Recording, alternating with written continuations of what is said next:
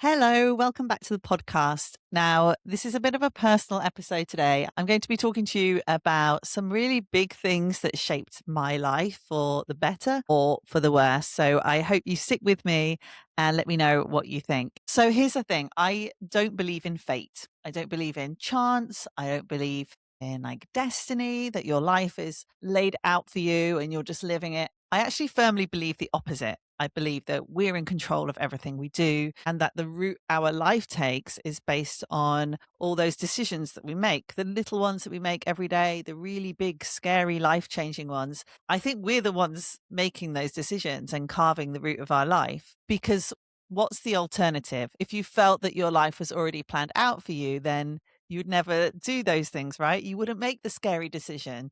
You'd never push yourself out of your comfort zone and do something that's really hard for you. And I know that, speaking really honestly, almost every single big, great thing that's happened in my life has happened because I've made a really scary decision. And I've made a lot of those. But most of the time that I've made a scary decision, it's worked out really well. Not always, but most of the time. And you might feel differently to me, or you might feel the same. But however we look at it, there are those few moments in your life that had almost nothing to do with you. So that train that you nearly didn't catch, or that bar that you walked into instead of the one you normally go to, a wrong turn that ended up taking you somewhere really great. And that's what this episode is about. It's about those sliding door moments. Now, I am coming on to the good stuff, I absolutely promise you, and that's worth sticking around for. But the fact is, I've had a handful of really big moments in my life that I've had zero control over. Some have been life-changing in the most incredible way, but some are less so.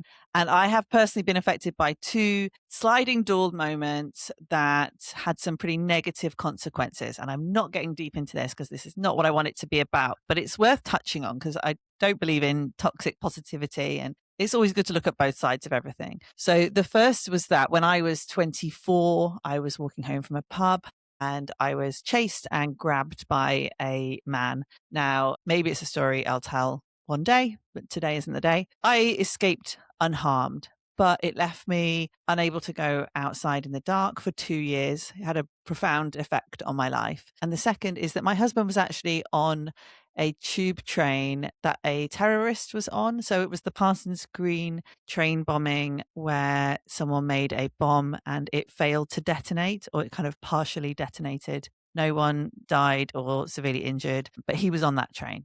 And again, he was physically fine, but he went through an extremely traumatic event that day, had ongoing consequences for him. Of course it did. And it's really easy with these things to think, God, well, what if Sean had got the train that left 3 minutes earlier? No, the tubes literally come every 2 to 3 minutes. What if I had left the pub 3 minutes earlier? Then neither of these things would have ever happened. But this is my problem with fate. The idea of fate is that you can also flip that and say, well, what if these two guys hadn't come to my aid that night? Would it have been worse? What if the bomb had exploded? And I feel like you can have so many back and forths and ifs and buts. And that's where the idea of fate and destiny gets a bit too overwhelming. However, I cannot deny that there are a couple of moments in my life where something really small and simple happened, really insignificant, that ended up changing the life that I lead today. So the happy accidents, the Serendipity, which is also an amazing movie. I'm sure you've seen it. If you haven't, go watch it. And that's what the rest of this episode is about. These are the moments that I want to talk about. So I've got two that I want to share with you today. So the first is how I met my husband, Sean. And it's quite funny because I love rom-coms. My friends tell me I watch too many rom-coms. And I'd always kind of wanted to meet my husband in some really rom-com way. I didn't think that was going to happen. I was 29 when I met him, and I'd been single pretty much throughout my 20s. I hadn't had any serious relationships. I was kind of thinking this wasn't going to happen. And then we ended up meeting in exactly one of these ways where we shouldn't have been there, but we were. And then the rest is history. So the story is, it was the 28th of December. Obviously, I was 29, he was 28. That's a very boozy time of year for people in their 20s living in London. And I had been out the night before on the 27th on only my second ever internet date. Now, this was 15 years ago, nearly. So it was before you had apps and stuff. But Match.com was a thing. My Single Friend, does anyone remember that? Where your friends had to write your bit of blurb about you. So I had gone on one date maybe a year before and absolutely hated it. I turned up and met this guy, immediately knew we had zero spark. And I was like, oh my God, I spent all this time getting ready, came halfway across London, and now I've just got to sit here and have drinks with somebody that I have no interest in talking to. So I didn't do it again for a long time. And then, as I say, I was like, 29, thinking, pushing it a bit. What am I going to do? So on the 27th, I went on my second ever date. And, this was a really nice guy, actually. We had no romantic spark, but we sat in a pub. I probably had 4 or 5 pints. It was just like chatting to a friend. Really nice guy. No expectations from either of us. But we just had a nice time hanging out. Anyway, the reason I'm telling you this is that I was hungover.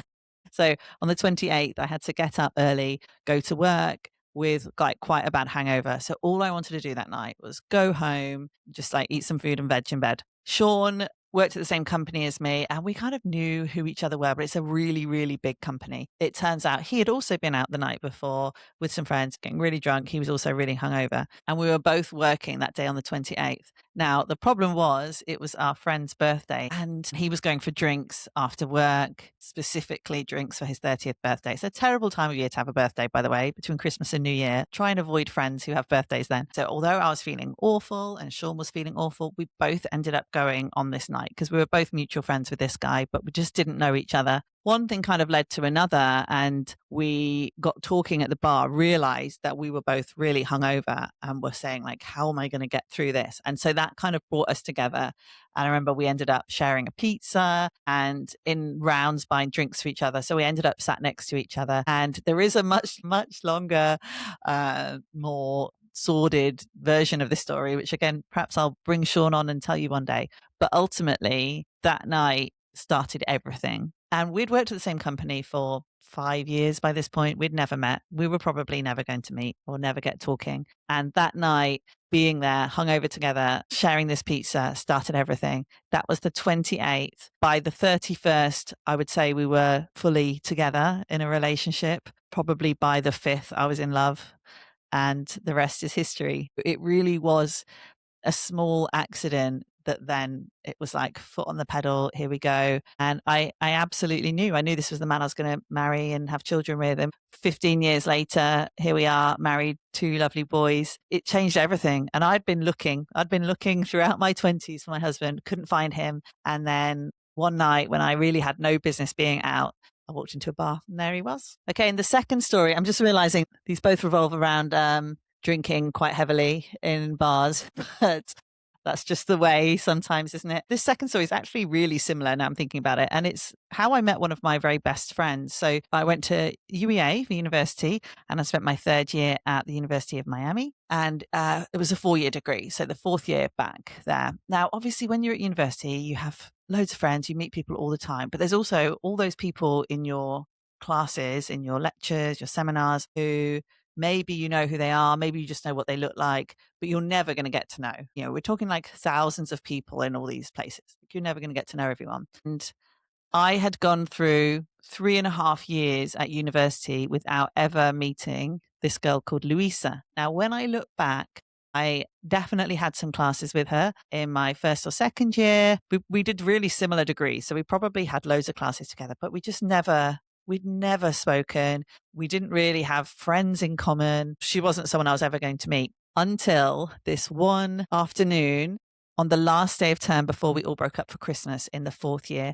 Now, this year, because we had all gone away to America, we were all studying some version of American studies, come back again. Lots of our friends on 3-year degrees had graduated. So we were kind of a smaller group. So I guess at this point we started maybe having mutual friends, but I still didn't know her. And there was this day where we were all just in the student bar, just drinking all day. And we were sat around a booth. Obviously, as people need the loo, they get up and go out, and then people kind of slowly get shoved around. So you keep ending up next to different people. And I had lots of friends in this group, and then like a couple of people I didn't know. And as people were moving around, I kept thinking, oh, I hope I don't end up next to that girl that I don't know. Like I had no interest talking to some girl I didn't know and being stuck in a booth with her. It's not like you can move around. I had like all my best friends there. I wanted to be hanging out with them. Anyway, someone got up and I ended up next to this girl that I didn't want to be next to. Turns out her name was Louisa. And we just got talking. I mean, it was like when I met Sean. It was like love at first sight. We sat there and we drank and we talked and we clicked, and we're two such different people, but I don't know, it was like magic. It was serendipity. There was something there. And I remember swapping her number that day, which, by the way, bear in mind, this was 2004. So people weren't on social media. It didn't exist yet. There was no WhatsApp.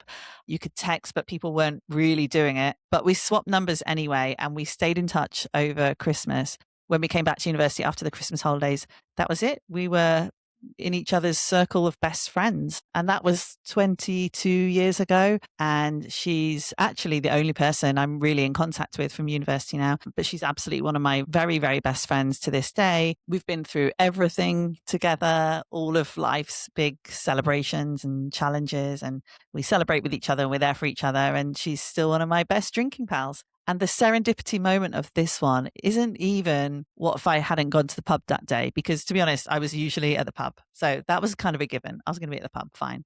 But if I hadn't ended up sat next to her, I don't think I would have ever spoken to her. And I would have gone the last 22 years without this amazing person in my life. And isn't that crazy? Like, doesn't that blow your mind? And none of that was down to a decision I made. So this is where it makes me think about the whole thing. But here's what I really think about it, that there's something in between the life that you make happen and fate, and that is contingency. So this is the idea that your life isn't shaped by things that are inevitable, but it's also not shaped by things that are random. It's shaped by things that happen because of who you are. So, for example, the kind of person you are, the kind of places you go, the way you react to different things, what you happen to be doing that day. Maybe fate put me next to Louisa, but how I handled that and what happened next were my decisions. Maybe fate made me go out to this birthday party when I was 29, but I made the scary decisions to reach out to this guy that I didn't know. I did the bold move the next night to reach out and grab his hand, thinking I might get rejected, but knowing it was worth a shot. So I like to think that in these situations, the encounter might be accidental, but what happens next is down to you. Maybe it's about readiness. Maybe I didn't get lucky meeting these two people who have shaped my life, but maybe I was just ready for luck when it came along. It's a really interesting thought, and I'd love to hear your thoughts on it. Please do get in touch and let me know what you think about all of this. If you agree with me, if you think I've got it wildly wrong, if you like Serendipity, the movie, but also please, if you've got stories like this, please share them. If you've got those moments, those sliding door moments that brought something into your life, please jump into my Instagram by Sophie Atton and share them with me, because I want to share them with everybody else. I think this is such a fascinating topic. In the meantime, thank you so much for listening. I will see you next time.